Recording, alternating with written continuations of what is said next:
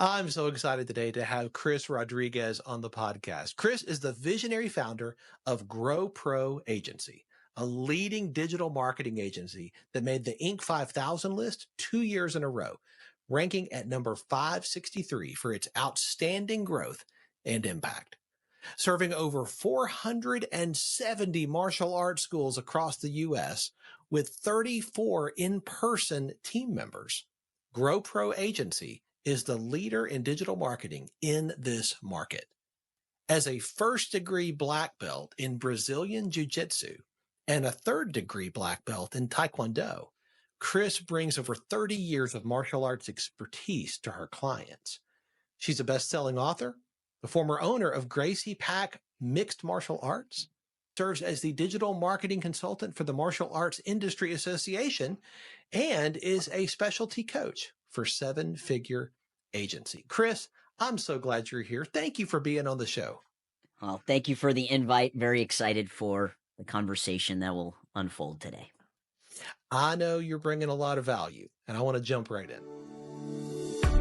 Welcome to Catalytic Leadership, the podcast designed to help leaders intentionally grow and thrive.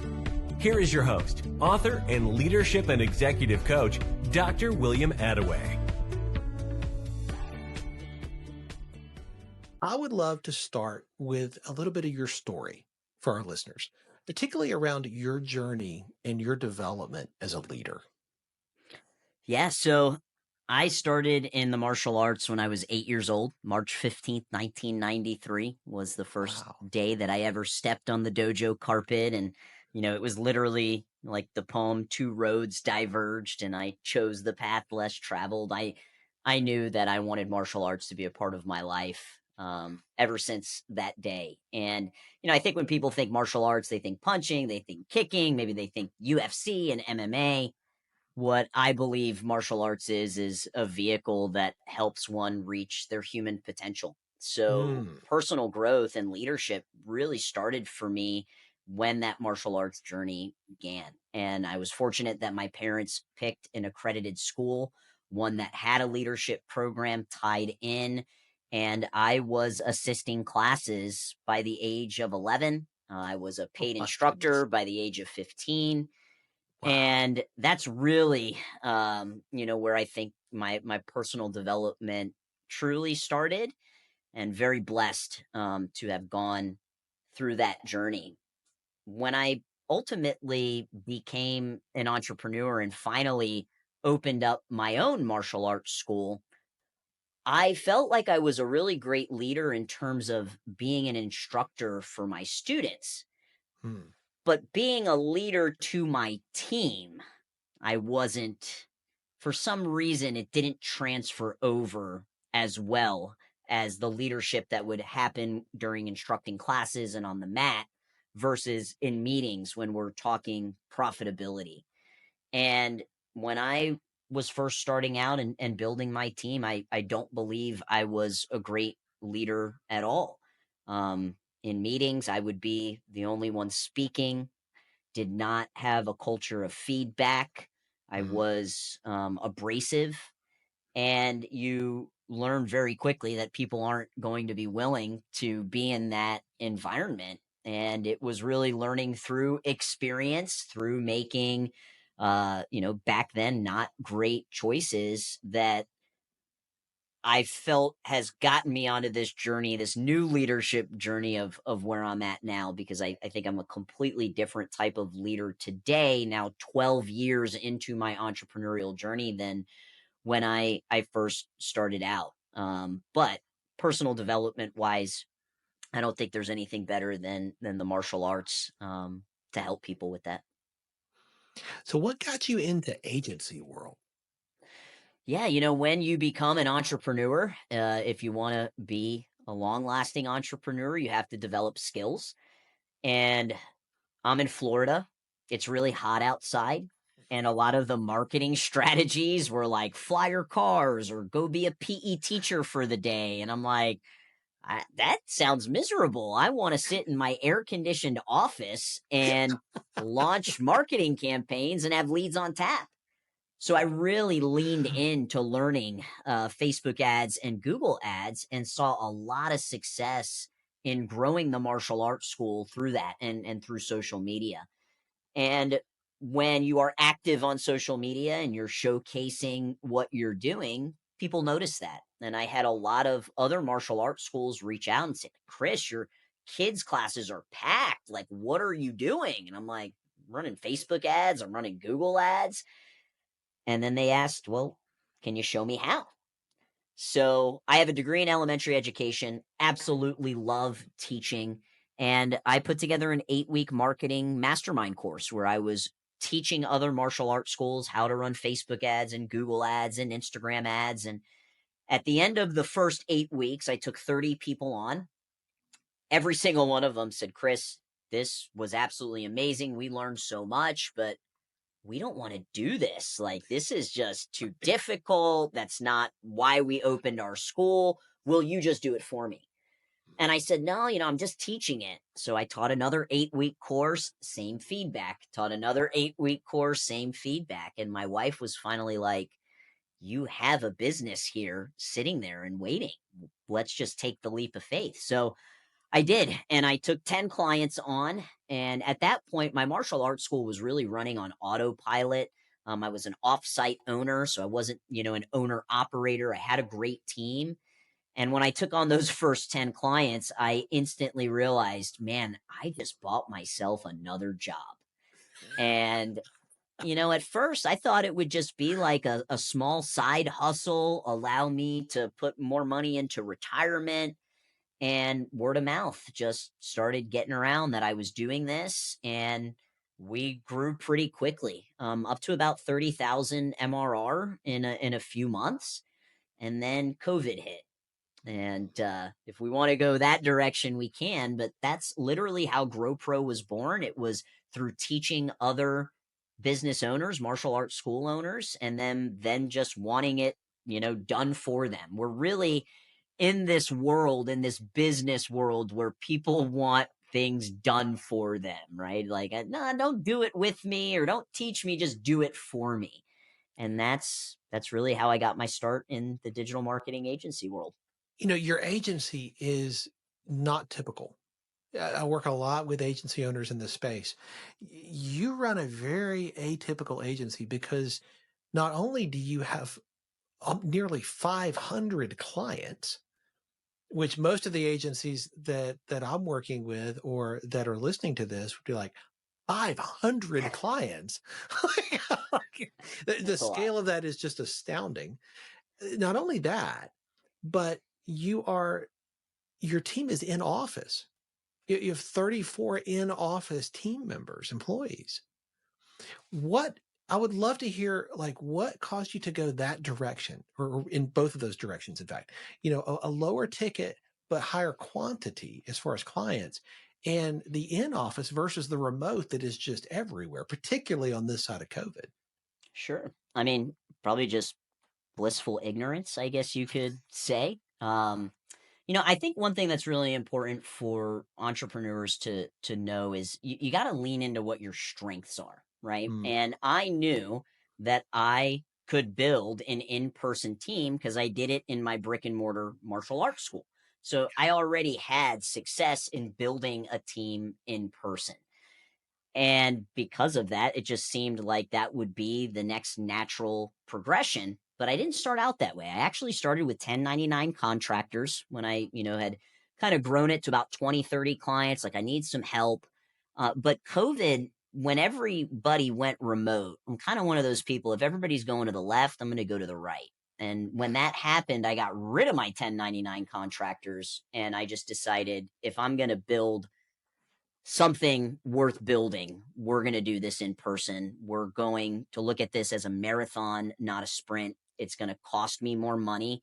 We actually own the office buildings that we're in, so there was some investment plays on that as well. But I want this to ultimately become a 9-figure business. And I felt like my leadership skills would lean in better if it was in person. Now, we do have a hybrid schedule. My team gets to work from home 2 days a week because I do think post-COVID, there's some expectations with that.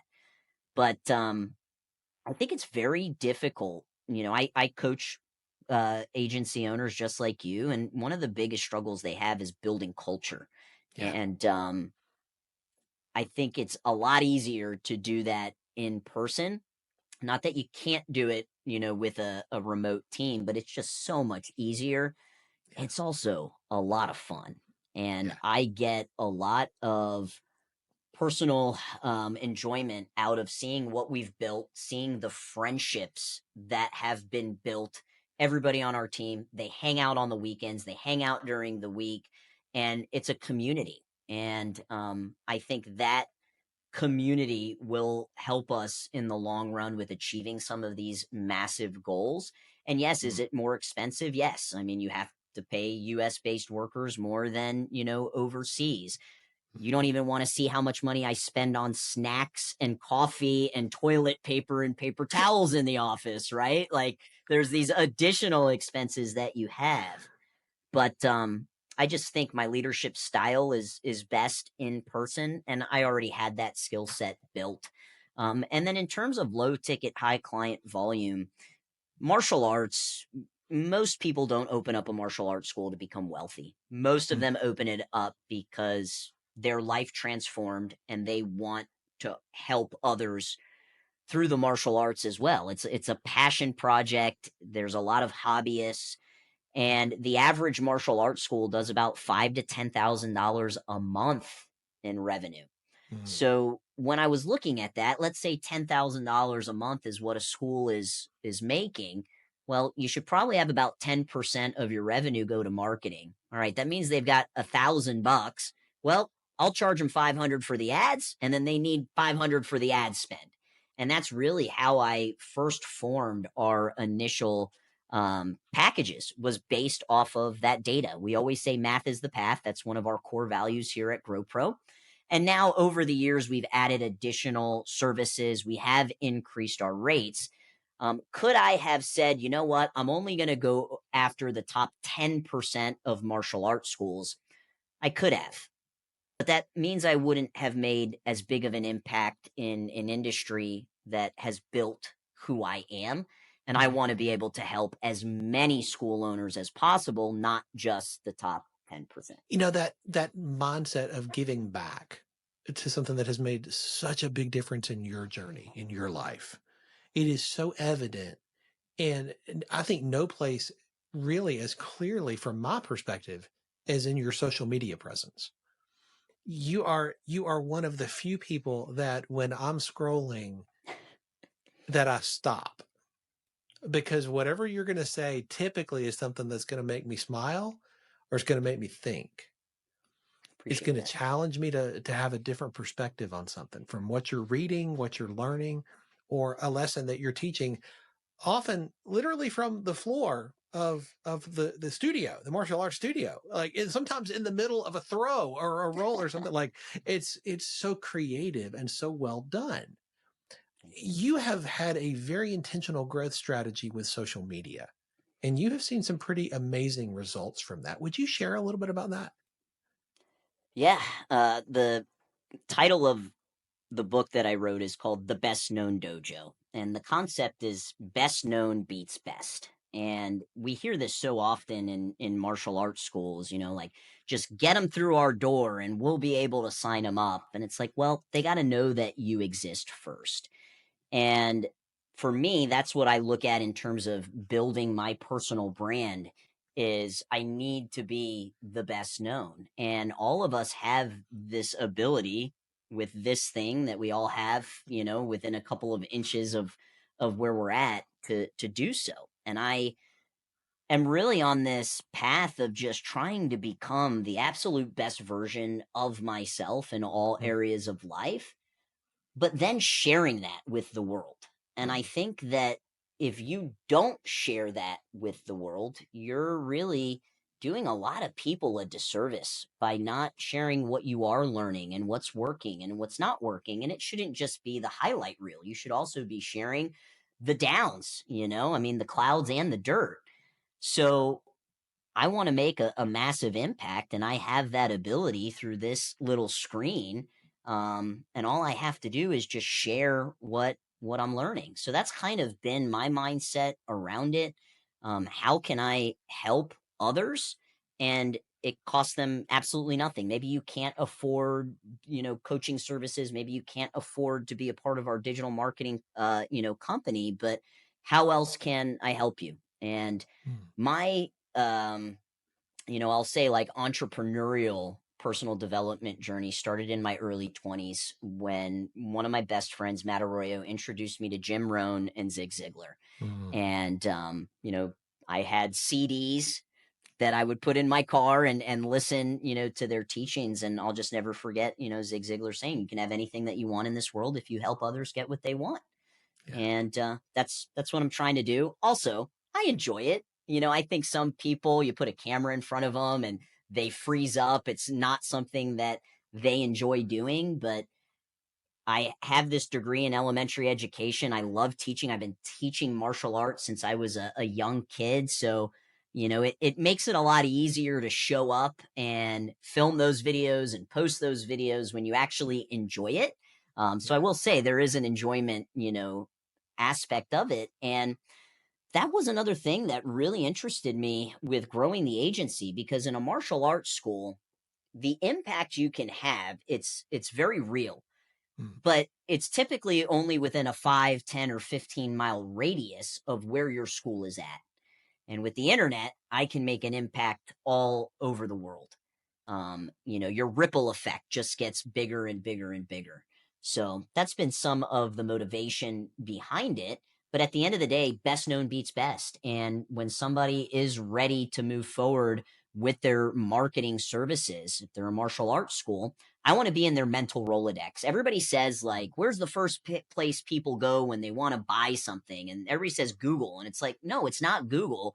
They go into their mental Rolodex first. Who do I know can solve this problem that I'm having? So time on brand and getting in their mental Rolodex is also a huge motivator as well. You're incredibly consistent with this. Is that true everywhere? Is Cris just like uber consistent? Is that just part of how you're wired? I was talking to Matt Plapp, who is in Seven Figure Agency, a couple of weeks ago, and he called me a robot. And I was like, you know what? I'm going to take that as a compliment. That's right. I read the book, The Compound Effect by Darren Hardy, well over a decade ago. Small, smart choices done consistently over time yields drastic results. And I have seen that unfold in so many different areas of my life that, I will say I am a very, very consistent person. But it comes down to discipline. It's not like are there days when I know I've got to film for 3 hours in a row and I'm like, oh, I just don't really want to do it. Of course there are, but sure. What an amazing concept just to do something because you're supposed to do it, as opposed to just listening to the thoughts and feelings in your head. So yes, I am a very consistent person. But it's taken years to develop that level of discipline. As with any habit that yields success, right? It doesn't happen in a microwave. It's a crock pot. Let me ask you this, like Dr. Attaway, let me add one more thing to that. Oh, please. Because I think that, I think fitness is probably the easiest thing for, for people to understand, where, okay, I'm going to go on this diet, or I'm going to go to the gym, and then they're consistent for a few days and then they don't do it. And now they just think like, oh, it's over, right? Like, I wasn't perfect. I'm just going to go back to the old habits.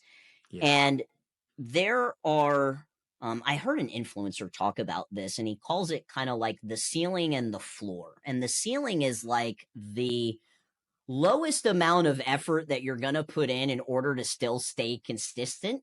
And then the ceiling is like the massive amount of effort that you're going to put in to stay consistent. So like in the gym, the ceiling would be, okay, I'm doing all of my cardio. I'm doing all of the weights. I'm going to do progressive overload and try to get heavier and heavier with each set.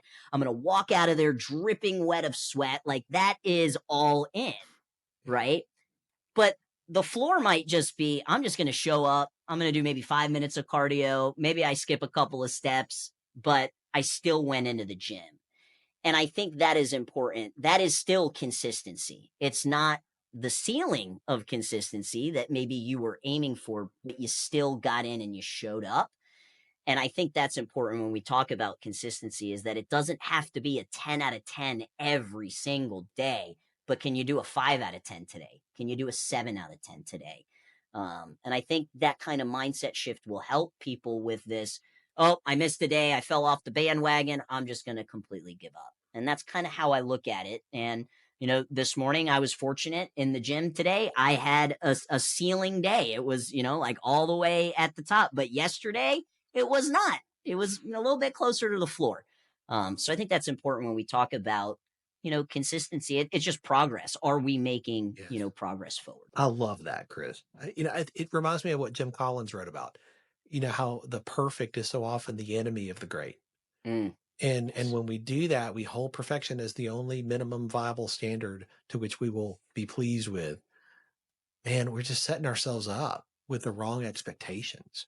Sure. And we will absolutely torpedo our results because we don't see the power of consistency over time. And I love that recurring theme of this episode, of this conversation, because I think that is the game changer if leaders will step into that. I absolutely love that. Talking about you, like, how do you continue to level up? Like, GrowPro needs you to lead at a higher level today than it did 5 years ago. And that same thing's going to be true 5 years from now. Your team, your clients, how do you continue to grow? I mean, I'd be lying if I didn't say that there is a level of pressure that is involved in that, right? I have 34 team members now. It's about to be 35. I feel a level of responsibility of building the umbrella of GrowPro so large that their dreams can fit inside of it. And if I don't continue to do that, then I'm going to deal with employee churn. Yeah. And for me as an entrepreneur, the absolute worst thing that I have to deal with is employee churn, whether that's we're letting somebody go because they're no longer a good fit, or somebody decides this is no longer a good fit for them. I feel a weird form of rejection when somebody quits my company, and I don't like that feeling. So there is a level of pressure. I don't think it's an unhealthy level of pressure. I think it is a healthy level of pressure that I have to become more so that they can become more. And I think that is a huge responsibility that I have as a leader. And I chose that. I chose that when I built this company. And you know, so there's that. There's also, I surround myself with some really freaking amazing people. And when you are in a room where you are not the smartest, you are not the wealthiest, it forces you to want to think and grow bigger. So being around the environment and the people that I have put my, you know, self around has been a huge motivator as well. But I think, you know, I have a 4-year-old son. His name is Cruz. And that has been one of the absolute biggest motivations for me, is how can I become the best version of me so I can provide him with the most opportunities. And I want, you know, when they're young and little, you know, you're their best friend. And I never want to not be his best friend. And I think that requires a continuous level of not just, you know, becoming this great entrepreneur, but how can I become the best parent I can be? How can I show him what love is and what a healthy relationship is based off of the relationship that I have with my wife?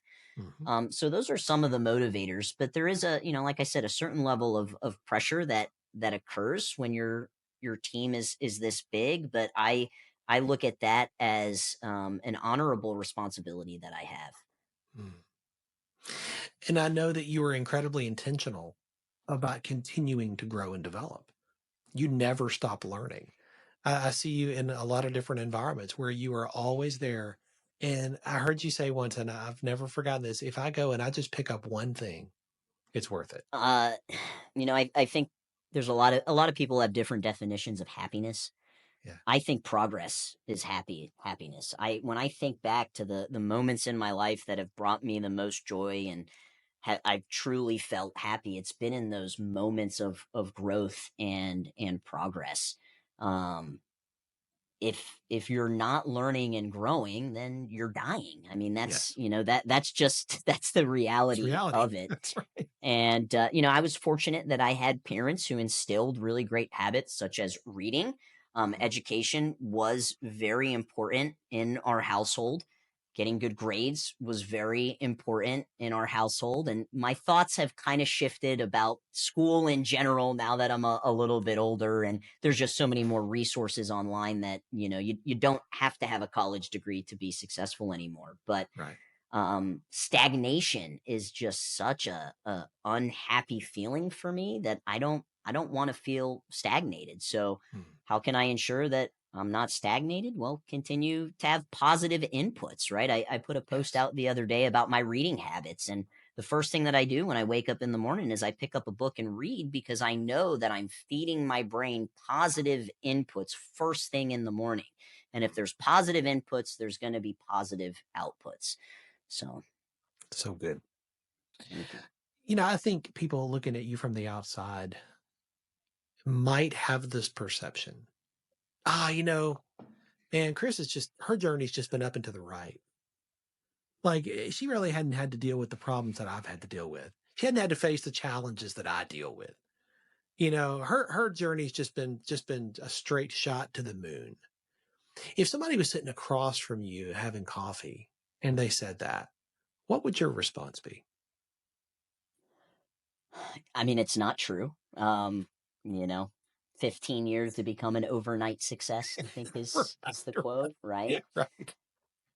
I have dealt with, at least professionally, some of what I would consider the worst, stories that could occur. So I claimed bankruptcy at a very, very young age, and it was due to my medical insurance claiming that I had a pre-existing condition. So I had to get a pretty serious surgery done. And the first one was unsuccessful.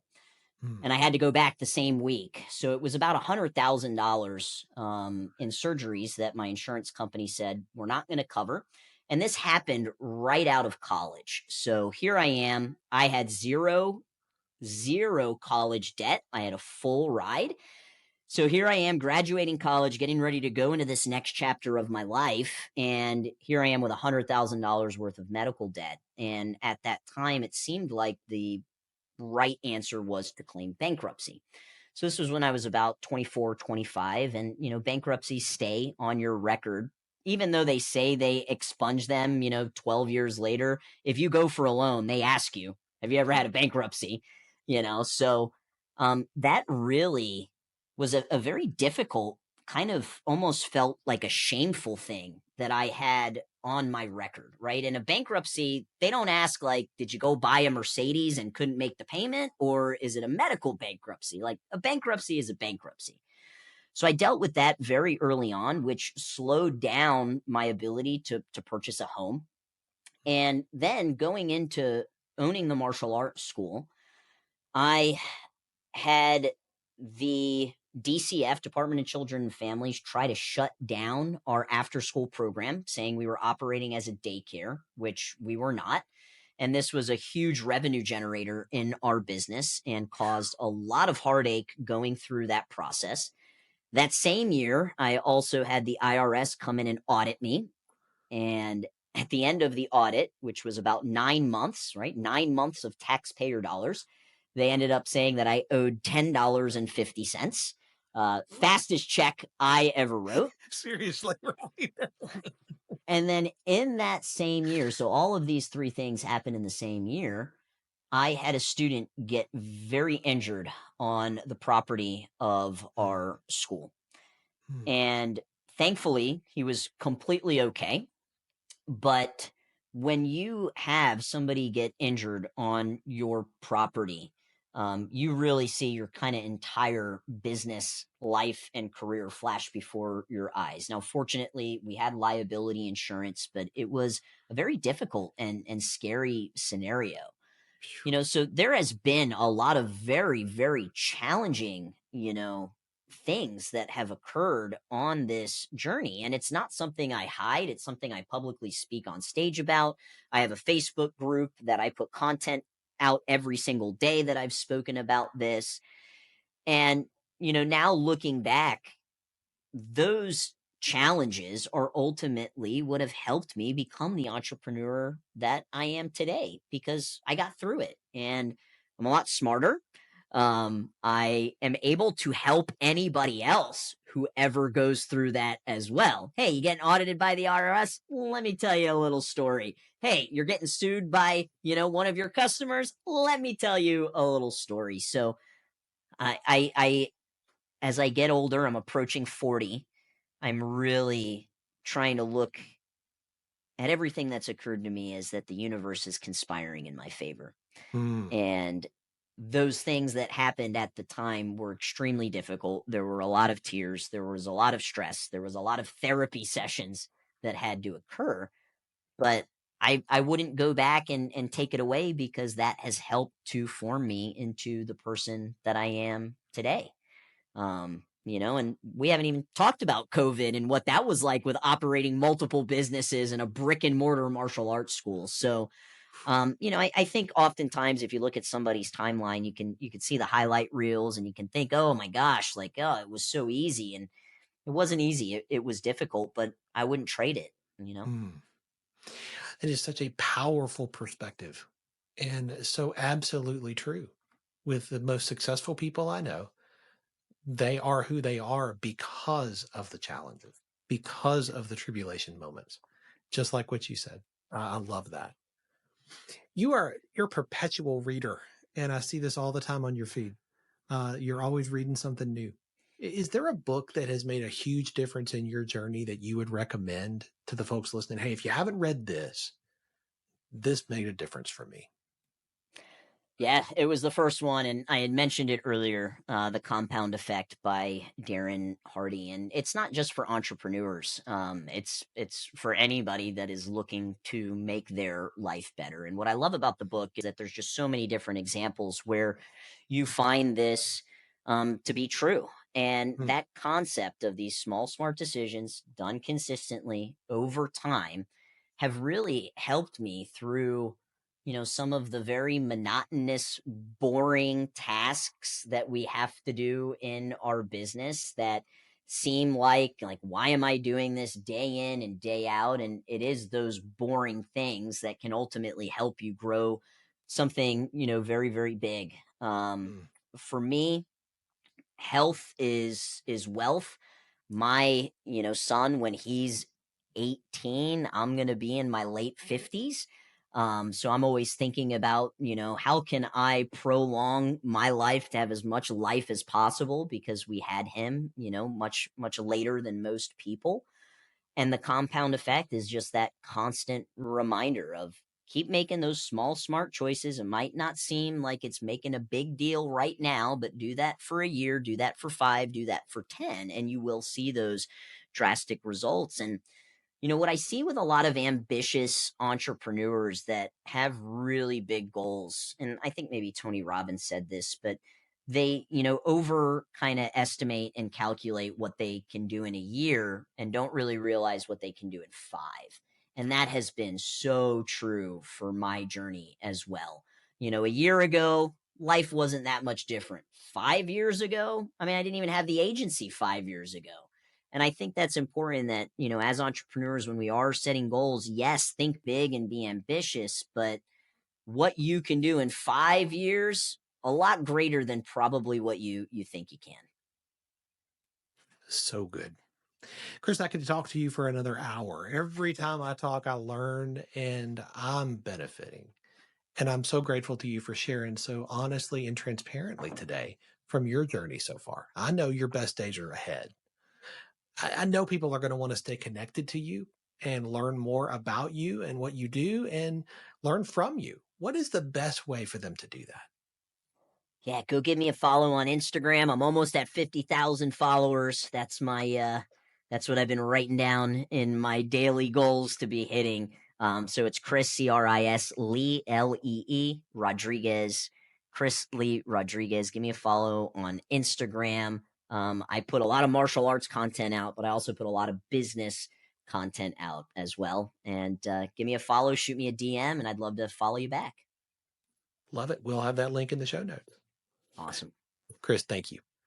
Thank you so much. Always a great time, Dr. Attaway, and looking forward to seeing you here in a couple weeks. Absolutely. Thanks for joining me for this episode today. As we wrap up, I'd love for you to do two things. First, subscribe to this podcast so you don't miss an episode. And if you find value here, I'd love it if you would rate it and review it. That really does make a difference in helping other people to discover this podcast. Second, if you don't have a copy of my newest book, Catalytic Leadership, I'd love to put a copy in your hands. If you go to catalyticleadershipbook.com, you can get a copy for free. Just pay the shipping so I can get it to you, and we'll get one right out. My goal is to put this into the hands of as many leaders as possible. This book captures principles that I've learned in 20 plus years of coaching leaders in the entrepreneurial space, in business, government, nonprofits, education, and the local church. You can also connect with me on LinkedIn to keep up with what I'm currently learning and thinking about. And if you're ready to take a next step with a coach to help you intentionally grow and thrive as a leader, I'd be honored to help you. Just go to catalyticleadership.net to book a call with me. Stay tuned for our next episode next week. Until then, as always, leaders, choose to be catalytic. Thanks for listening to Catalytic Leadership with Dr. William Attaway. Be sure to subscribe wherever you listen to podcasts so you don't miss the next episode. Want more? Go to catalyticleadership.net.